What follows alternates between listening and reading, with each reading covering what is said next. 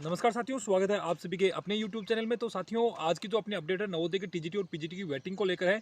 तो मैं पहले बात करना चाहूँगा पीजीटी की वेटिंग को लेकर, क्योंकि साथियों कुछ कॉल और मैसेज मेरे पास हैं। उन्होंने एक बात मुझे बताई है कि सर रिज़ाइन पोस्ट पे वेटिंग आ गई है। तो साथियों उन्होंने मुझे लॉजिक भी दिया है कि सर जिस स्कूल से रिज़ाइन किया था उसी स्कूल में अब जो वेटिंग वाला टीचर है उसको पोस्टिंग मिली है।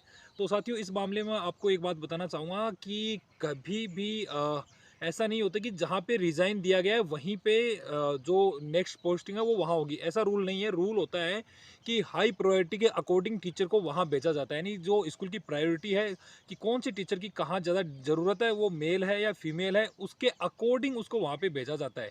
जैसे मान लीजिए कि किसी स्कूल में मेल टीचर ने वहाँ से रिज़ाइन कर दिया है और मान लीजिए कि वहाँ पे लेडीज़ टीचर कम है, तो जो नेक्स्ट लेडीज़ टीचर आएगी उसको उसी स्कूल में इसलिए भेजा जाएगा क्योंकि लेडीज़ टीचर वहाँ पे कम है। तो जो वेटिंग के अंदर जो अपॉइंटमेंट मिल रहे हैं उनको रिजाइन वाली पोस्ट पे नहीं मिले हैं। जो अब तक वेटिंग आई है वो सिर्फ और सिर्फ नॉन जॉइनर की आई है। साथियों मैं फिर कहना चाहूँगा कि नॉन जॉइनर की वेटिंग आई है। और अगर उस स्कूल में अगर उसको पोस्टिंग मिली है तो उसके पीछे रीज़न ये नहीं है कि उसने रिजाइन किया है तो वहाँ पे वेटिंग मिली है, नहीं।